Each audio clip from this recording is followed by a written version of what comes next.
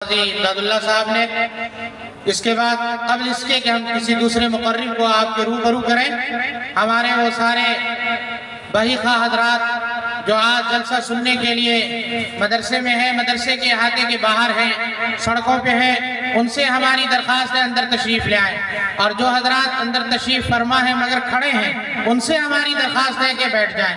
حضرت امیر شریعت کچھ ہی دیر میں انشاءاللہ آپ کے درمیان ہوں گے، آپ حضرات اپنی جگہ لے لیں اور جلسے گاہ میں بیٹھ جائیں۔ پورا پنڈال کا پچھلا حصہ بالکل خالی پڑا ہے، وہ آپ کو دعوت دے رہا ہے، وہ آپ سے ہم کلام ہے کہ ہم آپ کی خدمت کے لیے ہیں اور آپ ہماری خدمت قبول نہیں کر رہے ہیں، اس لیے آپ سبھی حضرات بیٹھ جائیں، اللہ کے واسطے بیٹھ جائیں۔ آپ بیٹھیں گے تو جلسہ یہ پروگرام انشاءاللہ ایک نظام کے ساتھ منظم انداز میں اختتام تک پہنچے گا۔ کھڑے رہیں گے تو افراتفری کا ماحول ہوگا اور یہ بالکل مناسب نہیں ہے۔ ابھی جو باتیں آپ حضرات کو بتائی جا رہی ہیں وہ یہی ہے کہ ہم اپنی زندگی ایک نظام، اللہ کے نظام کے مطابق گزاریں، ہمارا ہر معاملہ اللہ کے نظام کے مطابق طے ہو، یہ ان تمام تر چیزوں کی تلقین آپ کو کی جا رہی ہے۔ لہذا آپ سے میری درخواست ہے کہ الہی نظام پر عمل کرتے ہوئے آپ حضرات کی سلیقے کا مظاہرہ کریں اور نشست گاہیں آپ کی منتظر ہیں، ان نشست گاہوں پہ آپ تشریف رکھیں، پنڈال میں آپ حضرات تشریف رکھیں۔ انشاءاللہ کچھ ہی دیر میں حضرت امیر شریعت مدد اللہ العالی ہمارے درمیان ہوں گے اور انشاءاللہ ہم لوگ ان کی زیارت سے شرفیاب ہوں گے۔ اب ہماری فہرست کے مطابق ہمارے اگلے مقرر ہیں دارالقضاء امارت شریعہ کے معاون قاضی محترم جناب مولانا شمیم اکرم رحمانی صاحب، ہم ان سے درخواست کرتے ہیں کہ تشریف لائیں اور اس مبارک موقع پر اپنے خیالات تجربات ہم سبوں سے شیئر کریں۔ محترم جناب شمیم اکرم رحمانی صاحب۔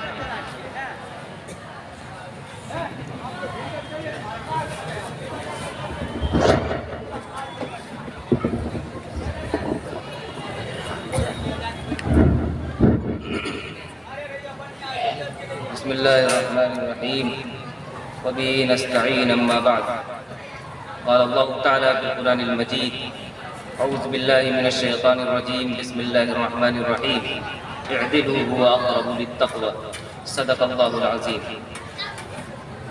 محترم حضرات، آپ حضرات الحمدللہ پوری توجہ اور انعامات کے ساتھ باتوں کو سن رہے ہیں۔ اللہ تعالی ہم سبوں کو جو باتیں بھی کہی جائیں ان پر عمل کرنے کی توفیق عطا فرمائے۔ آپ حضرات سے گزارش کی گئی جو لوگ کنارے کھڑے ہیں کہ وہ جلسہ گاہ میں آ کر کے بیٹھ جائیں۔ ہم ابھی درخواست کریں گے اپنے اس گاؤں کے ذمہ داران سے، وہ بھی کھڑے ہیں، خدا کے واسطے لوگوں کو بیٹھائیں۔ ہم درخواست کریں گے ذمہ داران حضرات سے کہ وہ لوگوں کو بیٹھائیں، اس سلسلے میں تعاون کریں۔ ہمارے بڑی محترم شخصیتیں بھی کھڑی ہیں، ان سے بھی ہماری درخواست ہے کہ وہ خود بھی بیٹھیں اور دوسروں کو بھی بیٹھنے کی تلقین کریں۔ دیکھیے، مسلمانوں میں ماننے کا جذبہ ہوتا ہے، جب باتیں کہی جائیں تو ہمیں بلا شبہ مان لینا چاہیے۔ بلا شبہ جلسے بہت ہوتے ہیں، ہوتے رہتے ہیں، ہم سب ان جلسوں میں جاتے ہیں، بہت کچھ سنتے ہیں اور اس پر عمل کرنے کی کوشش کرتے بھی ہیں، نہیں بھی کرتے، لیکن یاد رکھیے یہ جلسہ اپنی نوعیت کا منفرد جلسہ ہے، یہ عام جلسہ نہیں ہے، بلکہ اس جلسے کے نتیجے میں قاضی شریعت کا اعلان ہوگا، دارالقضاء کے قیام کا اعلان ہوگا، اس لیے یہ جلسہ اپنی ایک خصوصی اہمیت رکھتا ہے۔ آپ حضرات نے ابھی سماعت فرمائی کہ ہماری اور آپ کی کیا ذمہ داری ہے فیصلوں کے سامنے۔ اللہ اور اللہ کے رسول کے جب فیصلے ہمارے سامنے آ جائیں تو ہماری کیا ذمہ داری ہے؟ سر تسلیم خم ہے جو مزاج یار میں آئے۔ اللہ کے حکم کو مان لینا اور اس پر عمل کرنا ہم سبوں کی وہ ذمہ داری ہے جس سے کسی بھی حال میں راہ فرار اختیار کرنے کی گنجائش نہیں ہے۔ لیکن سوال یہ ہے، دارالقضاء کیا ہے؟ قاضی شریعت کسے کہتے ہیں؟ کیا دارالقضا کے بغیر، نظام قضا کے بغیر اسلامی سوسائٹی کا وجود اس دنیا میں ہو سکتا ہے؟ آخر دارالقضا کا نظام کب سے چلا؟ کیا بیچ میں کبھی ختم بھی ہوا ہے؟ یہ وہ سوالات ہیں جن کے جوابات ہمیں معلوم ہونے چاہیے، ہم میں سے ہر فرد کو معلوم ہونا چاہیے۔ کوئی پوچھے ہمیں بہت آسانی سے بتا دینا چاہیے۔ انہی سوالوں کے جوابات کو میں بہت ہی اختصار کے ساتھ آپ کے سامنے رکھ رہا ہوں۔ اس کے بعد اکابر علماء تشریف لائے ہوئے ہیں، ان کی گفتگو ہوں گی۔ چند باتیں، منتشر باتیں آپ سب کے حوالے کر رہا ہوں، دل جمعی کے ساتھ سننے کی کوشش کریں۔ یاد رکھیے، ہم جب باتوں کو دل جمعی کے ساتھ سنیں گے تو سمجھیں گے، صحیح سے سمجھیں گے تب عمل کریں گے۔ لیکن صورتحال کیا ہے؟ تیرا تن روح سے نا آشنا ہے۔ اقبال نے کہا تیرا تن روح سے نا آشنا ہے، عجب کیا آہ تیری نا رسا ہے۔ تنے بے روح سے بیزار ہے حق، خدائے زندہ زندوں کا خدا ہے۔ بزرگوں، خالق کائنات نے نظام عالم کی مضبوطی کے لیے، نظام عالم کے استحکام کے لیے انسانوں کی فطرت میں، انسانوں کی شرشت میں مقابلے کا مادہ رکھا ہے۔ اسی لیے انسان ایک دوسرے پر غلبہ حاصل کرنا چاہتا ہے، ایک دوسرے سے آگے بڑھنا چاہتا ہے، لیکن اللہ تعالیٰ نے حقوق و اختیارات کی تحدید کر دی۔ فلاں کا فلاں حق ہے، فلاں کا فلاں اختیار ہے۔ کیوں؟ تاکہ اس دنیا میں توازن برقرار رہے۔ کیوں؟ تاکہ اس دنیا میں امن برقرار رہے۔ کیوں؟ تاکہ دنیا کا نظام تہو بالا رہے۔ خالق کائنات نے نظام عالم کے استحکام کے لیے انسانوں کی شرشت میں مقابلے کا مادہ رکھا، لیکن حقوق و اختیارات کی تحدید فرما دی ہے۔ کیوں؟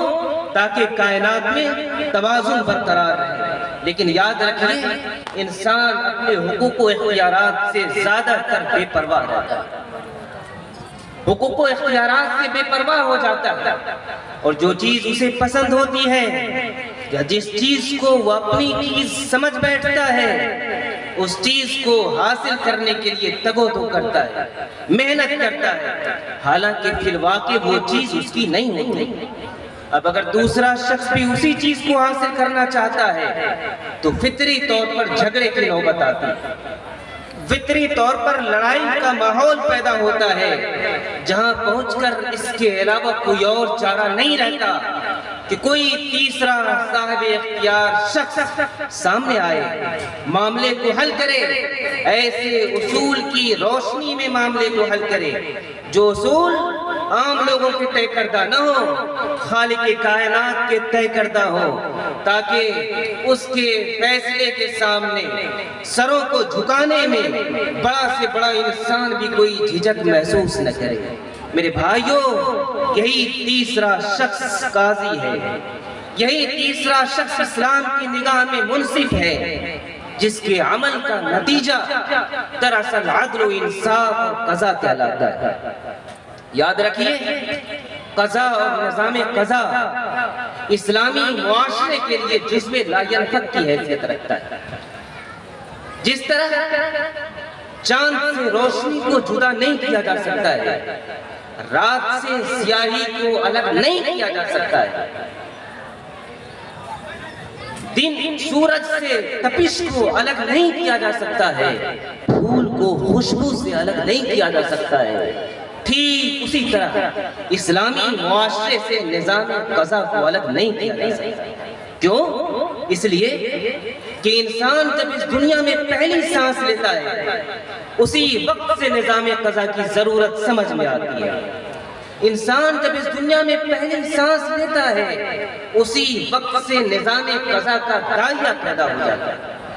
یاد رکھیے، انسان جب اس دنیا میں پیدا ہوتا ہے، پہلی سانس لیتا ہے تو کس چیز کی ضرورت محسوس ہوتی ہے؟ دودھ کی ضرورت محسوس ہوتی ہے۔ قرآن مجید کی آیت پکار کر کہتی ہے والوالدات یرضعن اولادہن حولین کاملین، بچوں کو مائیں 2 سال دودھ پلائیں مکمل۔ اب کبھی ایسا ہو کہ باپ اگر ماں کے اس حق کا انکار کرے کہ ماں کو، ہماری بیوی کو دودھ پلانے کا حق نہیں ہے، تو کیا ہوگا؟ جھگڑے ہوں گے کہ نہیں ہوں گے؟ جھگڑے ہوں گے، نظام قضا کا داعیہ پیدا ہوگا۔ یاد رکھیے یہ کوئی ایسا واقعہ نہیں ہے، ایسا فرضی قضیہ نہیں ہے جس کا وجود اس دنیا میں نہیں ہو سکتا ہے، بلکہ عہد رسالت میں ایسا ہی ایک واقعہ پیش آیا ہے۔ ایک عورت اللہ کے نبی صلی اللہ علیہ وسلم کی خدمت میں حاضر ہوئی اور انہوں نے اللہ کے نبی صلی اللہ علیہ وسلم سے کہا ہے اللہ کے نبی میرے شوہر نے مجھے طلاق دے دی ہے، میرے شوہر نے مجھے چھوڑ دیا ہے، اے اللہ کے نبی ایک بچہ ہے اور وہ اس بچے کو بھی مجھ سے چھیننا چاہتا ہے، اے اللہ کے نبی حالانکہ یہ بچہ ابھی بہت ہی چھوٹا ہے، میری چھاتی اے اللہ کے نبی اس کے لیے مشکیزہ ہے اور یہ شخص مجھ سے اس بچے کو چھیننا چاہتا ہے۔ اللہ کے نبی نے فیصلہ فرمایا انتی احق بھی ما لم تنکحی، آپ ہی اس کی حقدار ہے جب تک کہ آپ دوسری نکاح نہ کریں۔ جس طرح سے زندگی کی پہلی سانس نظام قضا کی ضرورت سے الگ نہیں ہے، اسی طرح سے زندگی کی کوئی سانس بھی نظام قضا سے الگ نہیں رہ سکتی۔ کیوں؟ اس لیے کہ کسی بھی وقت جھگڑا ہو سکتا ہے فریقین میں، کسی بھی وقت جھگڑے ہو سکتے ہیں۔ جب بھی جھگڑا پیدا ہوگا نظام قضا کا داعیہ پیدا ہوگا، قاضی شریعت کی ضرورت محسوس ہوگی۔ اسی لیے حضرت عمر فاروق رضی اللہ عنہ نے قضا کو فریضہ محکمہ کہا۔ کیا ہے فریضہ محکمہ کا مطلب؟ علماء نے تشریح کی ہے اس لفظ کی اور لکھا ہے کہ فریضہ محکمہ کا مطلب یہ ہے کہ کسی بھی حال میں نظام قضا سے اسلامی معاشرے کو الگ نہیں کیا جا سکتا ہے، یعنی ذہن میں یہ خیال بھی نہیں لایا جا سکتا ہے کہ اسلامی معاشرہ بغیر قضا، نظام قضا اور دارالقضا کے موجود ہے۔ اسی لیے اسلامی تاریخ کے تمام ادوار میں نظام قضا موجود رہا ہے۔ عہد رسالت مآب صلی اللہ علیہ وسلم میں خود رسالت مآب صلی اللہ علیہ وسلم جھگڑوں کے تصفیے کرتے ہیں۔ آپ کے کیے گئے فیصلے حدیث کی کتابوں میں بکھرے ہوئے تو ہیں ہی، علماء جانتے ہیں۔ بعض اہل علم نے آپ کے فیصلے کو کتابی شکل میں جمع بھی کر دیا ہے۔ یہ بات مجھے اس وقت خبر لگی 2-3 سال پہلے جب میں نے کتاب پڑھی اقضیۃ الرسول امام قرطبی رحمۃ اللہ علیہ۔ عہد رسالت مآب صلی اللہ علیہ وسلم میں آپ نے خود جھگڑوں کے تصفیے فرمائے، اور نہ صرف جھگڑوں کے تصفیے فرمائے بلکہ مختلف علاقوں میں اللہ کے نبی صلی اللہ علیہ وسلم نے قضات کا تقرر بھی فرمایا۔ حضرت علی رضی اللہ عنہ، حضرت معقل بن یسار رضی اللہ عنہ، نام یاد رکھ لیجئے، حضرت عتاب بن حسین رضی اللہ عنہ جیسے رضوان اللہ علیہ اجمعین، حضرت ابو موسیٰ اشعری رضی اللہ عنہ، یہ وہ لوگ ہیں جو عہد نبوی کے ممتاز قضات ہیں۔ عہد رسالت مآب صلی اللہ علیہ وسلم کے بعد جب خلفائے راشدین کا دور آیا، خلفائے راشدین نے بھی پوری توانائی کے ساتھ نظام قضا کے استحکام کی نہ صرف فکر کی بلکہ قضا کے معیار کو اور نظام قضا کو اتنا مضبوط اور مستحکم کیا کہ آنے والے دنوں میں بھی کسی کو اس نظام کے ساتھ چھیڑ چھاڑ کی ہمت نہ دی۔ اسی لیے جب خلفائے راشدین کے بعد مختلف سلطنتوں کا وجود ہوا اس دنیا میں، سلطنت بنو امیہ، سلطنت بنو عباس، سلجوقیوں کی سلطنت، عثمانیوں کی سلطنت، مغلیوں کی سلطنتوں کا جب وجود ہوا، تمام سلطنتوں میں نظام قضا موجود رہا۔ لیکن ایک دور وہ بھی آیا جب پوری دنیا سے سلطنتوں کا خاتمہ ہوا، وطن عزیز سے بھی سلطنت مغلیہ کا خاتمہ ہو گیا اور اس ملک پر انگریزوں کی حکومت آئی۔ انگریزوں کی حکومت آئی مغل فرما روا نے انگریزوں سے معاہدہ کیا، بلکہ وہ معاہدہ کرنے پر مجبور ہوئے تو نظام قضا کی ضرورت اور اہمیت کے پیش نظر مغل فرما روا نے ایسٹ انڈیا کمپنی سے معاہدے میں یہ اطمینان کروایا کہ نظام قضا کے ساتھ چھیڑ چھاڑ نہ کیا جائے گا، مسلم قضات کی تقرری ہوگی، لیکن مانتا کون ہے؟ جس کی لاٹھی اس کی بھینس۔ ہوا یہ کہ انگریزوں نے جستا جستا آہستہ آہستہ اس ملک سے مختلف بہانوں سے مختلف غلط دلائل کا سہارا لے کر نظام قضا کو ختم کر دیا۔ اس وقت سے علماء نے نظام قضا کے احیاء کی فکر کی۔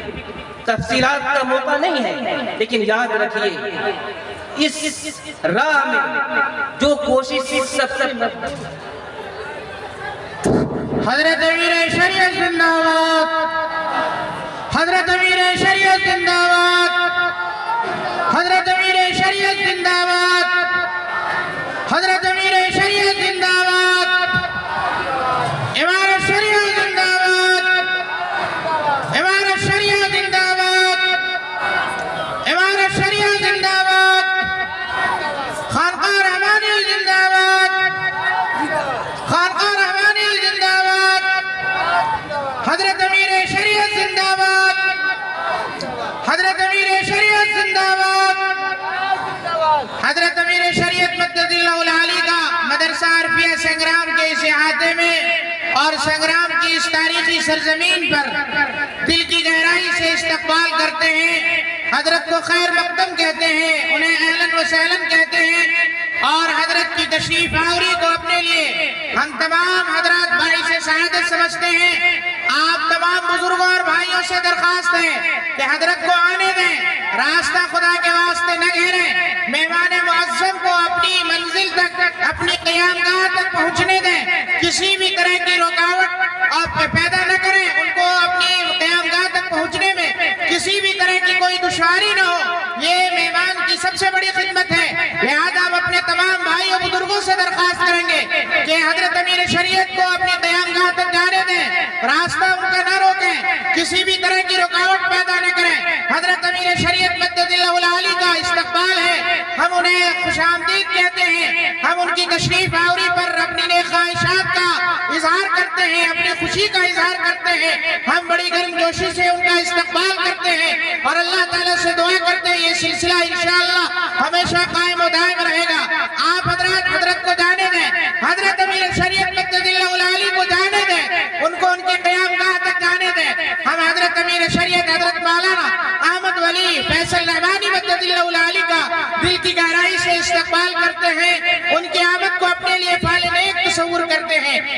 آپ حضرت کو اپنی قیامگاہ میں جانے دیں، انہیں حضرت کو زینہ چڑھنے دیں، کسی بھی طرح کی رکاوٹ پیدا نہ کریں۔ مہمان محترم کو، مہمان معظم کو اپنی قیامگاہ تک جانے دیں۔ اللہ تبارک و تعالیٰ آپ حضرات کے اس جذبے کو سلامت رکھے اور امیر محترم کو بھی سلامت رکھے۔ اللہ تبارک و تعالیٰ ایسے مواقع بار بار عطا فرماتا رہے۔ محترم حضرات آپ حضرات اپنی جگہوں پر تشریف رکھیں، آپ لوگ اپنی جگہوں پہ تشریف رکھیں، آپ سبھی حضرات اپنی جگہ پہ تشریف رکھیں۔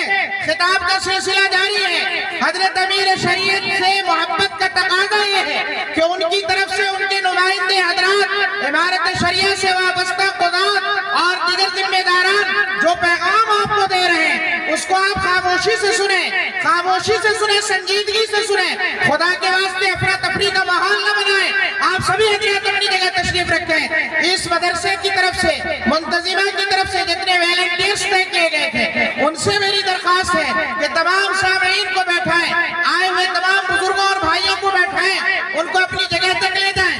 آپ سبھی حضرات اپنی جگہوں پہ تشریف رکھیں، پرسکون ماحول بنائیں، آنے جانے کا ماحول نہ بنائیں، کسی بھی طرح کی افراتفری کا ماحول نہ بنائیں اور مہمان خانے کے پاس سے ہٹ جائیں۔ آپ سبھی حضرات مہمان خانے کے پاس سے ہٹ جائیں، حضرت کو اپنی جگہ ٹھہرنے دیں۔ آپ لوگ نیچے آ جائیں، سبھی لوگ نیچے آ جائیں، نظام میں کوئی گڑبڑی پیدا نہ کریں، کوئی گڑبڑی پیدا نہ کریں۔ اللہ کے واسطے آپ حضرات کی عظمت، آپ کے تقدس، آپ کے अपने तारीखी रिवायात का हवाला देते हुए, मैं दस्ते अदब जोड़ते हुए आपसे मैं विनती करता हूँ कि आप सभी हजरात नीचे उतर जाएं। संग्राम की एक रिवायत रही है यहाँ के अहले इल्म की, यहाँ के पढ़े लिखे लोगों की, कि इन्होंने मेहमानों की मेहमान नवाजी की है, शाया निशान। और सबसे बड़ी मेहमान नवाजी ये है कि मेहमानान इज़ाम के पैगाम को सुना जाए, संजीदगी से सुना जाए, दिल की आंखों से देखा जाए और दिल में जगह दिया जाए। किसी भी तरह के अफरा तफरी का माहौल न बनाए। अल्लाह के वास्ते जो हजरात इधर खड़े हैं वो इधर आ जाए। सामने की जगह खाली है, हम इस गांव के जिम्मेदारान से दरख्वास्त करेंगे, सभी खड़े हुए हैं, वो बैठाएं, वो आवाज में इंशाअल्लाह लोग बैठेंगे। हमारे वॉलंटियर्स हजरात, हमारे रज़ाकार हजरात लोगों को बिठाएं, इस सिलसिले में मदद करें। और आप हजरात से भी ताउन की दरख्वास्त है कि एक निज़ाम के साथ जलसे को चलने दें, किसी भी तरह से अफरा तफरी का माहौल न बनाएं। मोहतरम हजरत अमीर शरीयत मुसलसल सफ़र में है, उनके आराम और राहत का ख्याल करना भी हमारी जिम्मेदारी है। लिहाजा उस जिम्मेदारी का तकाजा ये है कि हम हर तरह से ये कोशिश करें कि हजरत को किसी तरह की कोई तकलीफ न पहुँचे। जो लोग खड़े हैं वो बिलाशुबा बैठ जाएं और जल्द अज जल्द बैठ जाएं। हजरत दामद बरकातुहू इंशाअल्लाह जल्द तशरीफ लाएंगे, उन्हें देखने का और उनकी बातों को सुनने का भी मौका मिलेगा। आप हजरात बैठ जाएं। जलसे के माहौल को किसी भी तरह से खराब न करें, बल्कि मुस्तकिल बैठें, बातों को सुनें। बातों को सुनना भी ज़रूरी है, समझना भी ज़रूरी है। मोहतरम हजरात, तो मैं अर्ज़ ये कर रहा था कि दारुल क़ज़ा का निज़ाम जब दारुल क़ज़ा का निज़ाम इस मुल्क से ख़त्म हो गया, निज़ाम क़ज़ा ख़त्म हो गया, तो उसके बाद उलमाए किराम ने दारुल क़ज़ा के निज़ाम के क़याम की मुसलसल कोशिश की, दारुल क़ज़ा के निज़ाम के इहया की मुसलसल कोशिश की। लेकिन जो कोशिश सबसे ज़्यादा मजबूत, सबसे ज़्यादा मुनज़बित, सबसे ज़्यादा अहम थी, वो कोशिश इमारत शरिया फुलवारी शरीफ पटना के बानी हज़रत मौलाना अबुल मुहासिन मोहम्मद सज्जाद रहमतुल्लाह अलैह की थी। आप हजरत मौलाना अबुल मुहासिन सज्जाद रहमतुल्लाह अलैह के नाम को भी याद कर लीजिए। हजरत मौलाना अबुल मुहासिन सज्जाद रहमतुल्लाह अलैह ने सन 1921 ईस्वी में इमारत शरिया को कायम फरमाया, और इमारत शरिया को कायम करने के साथ साथ इमारत शरिया के तहत दारुल क़ज़ा का निज़ाम भी कायम फरमाया। और दारुल क़ज़ा के निज़ाम के क़याम के बाद क्या हुआ, तकरीबन 150 साल के बाद मुसलमानों को ये मौका मिला कि वो अपने मामलात दारुल क़ज़ा में पेश कर सकें। 150 साल के बाद मुसलमानों को ये कीमती मरहला मुयस्सर आया कि वो अपने निजी मामलात को कम अज कम काज़ी शरीयत के सामने पेश करें। आज इमारत शरिया के तहत तकरीबन 82 मकामात पर दारुल क़ज़ा का निज़ाम कायम है। मुस्लिम पर्सनल लॉ बोर्ड के तहत 84 मकामात पर दारुल क़ज़ा का निज़ाम कायम है। दारुल क़ज़ा का निज़ाम चाहे जहाँ भी कायम हो, याद रखिए ये कोशिश है हजरत मौलाना अबुल मुहासिन सज्जाद रहमतुल्लाह अलैह की। अल्लाह ताला उनकी कब्र को नूर से भर दे। हजरत गिरामी, हजरत मौलाना अबुल मुहासिन सज्जाद रहमतुल्लाह अलैह ने निज़ाम क़ज़ा को न सिर्फ इस्तेहकाम बख्शा, बल्कि निज़ाम क़ज़ा का पूरा ढांचा तैयार किया। मुख्तलिफ जगहों पर निज़ाम क़ज़ा की तकर्रुरी फरमाई, और आपने पूरी तवानाई के साथ निज़ाम क़ज़ा का इहया फरमाया। आज जो भी निज़ाम क़ज़ा कायम है उसमें बिला शुबा हजरत मौलाना अबुल मुहासिन मोहम्मद सज्जाद रहमतुल्लाह अलैह की मेहनत का दखल है। याद रखिए, दारुल क़ज़ा में अगर हम सब अपने मामलात को लेकर के जाते हैं तो न सिर्फ ये कि हम दीन की खिदमत कर रहे हैं, न सिर्फ ये कि हम अपने मामलात को आसानी से हल कर रहे हैं, न सिर्फ ये कि हम अल्लाह और अल्लाह के रसूल के फैसलों के सामने सरों को झुका रहे हैं, जो सबसे अहम बात है, न सिर्फ ये कि हमारे पैसे कम खर्च हो रहे हैं, बल्कि आप मुल्क की भी खिदमत कर रहे हैं। मुल्क की खिदमत इसलिए कर रहे हैं कि आप अगर अपने मामलात को दारुल क़ज़ा में लेकर के जा रहे हैं तो आप कोर्ट से मुकदमात के बोझ को कम कर रहे हैं, कोर्ट से मुकदमात के बोझ को कम कर रहे हैं। اور جب آپ کورٹ سے مقدمات کے بوجھ کو کم کر رہے ہیں تو بلا شبہ آپ ملک کی خدمت کر رہے ہیں. ذرا سوچ کے دارالقضا کتنا بڑا کام اس ملک میں کر رہا ہے. ہونا تو یہ چاہیے تھا, عقل کا تقاضا تو یہ تھا کہ دارالقضا کی اہمیت کو پوری دنیا تسلیم کرتی, تمام لوگ تسلیم کرتے اور اس کی پذیرائی کرتے. لیکن آپ کو سن کر حیرت ہوگی کہ مختلف جگہوں پر یہ شوشے چھوڑے جاتے ہیں کہ دارالقضا ایک متوازی عدالت ہے. ہرگز نہیں, یہ بات بالکل جھوٹ ہے. یاد رکھیے 2005 میں جو پٹیشن داخل ہوا تھا اور 2014 میں جو فیصلہ ہوا تھا, کورٹ نے دارالقضا اور دارالفتہ کے کام کو جائز قرار دیا تھا, جس کے معنی یہ ہوئے کہ دارالقضا اور دارالفتہ کا نظام بالکل درست ہے. دنیا چاہے کچھ بھی کہے, سچ سچ اور جھوٹ جھوٹ ہے. ہماری ذمہ داری ہے, ہم سب کی دینی ذمہ داری ہے کہ ہم ہر حال میں اپنے معاملات کو دارالقضا میں لانے کی کوشش کریں, اپنے معاملات کو دارالقضا میں لائیں. یاد رکھیے, آپ دارالقضا میں اگر اپنے معاملات کو لاتے ہیں, تو کئی طرح کے فائدے تو ہیں ہی. یہ دنیا کی واحد جگہ ہے جہاں جیتنے والا تو جیت آئی ہے, ہارنے والا بھی اس لیے جیت جاتا ہے کہ اس نے اللہ اور اللہ کے رسول کے فیصلے کے سامنے اپنے سر کو جھکا دیا ہے. وقت نہیں ہے کہ تفصیل سے باتیں کی جائیں. انشاءاللہ بعد میں ان باتوں پر اور بھی باتیں ہوں گی, آپ ان باتوں کو تفصیل سے سنیں گے.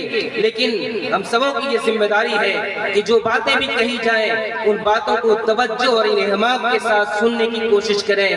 وقت کا ہر لمحہ یہ کہتا ہوا گزرا مجھ سے, ساتھ چلنا ہے تو چل, میں تو چلا جاؤں گا. والسلام علیکم ورحمۃ اللہ وبرکاتہ. بہت بہت شکریہ.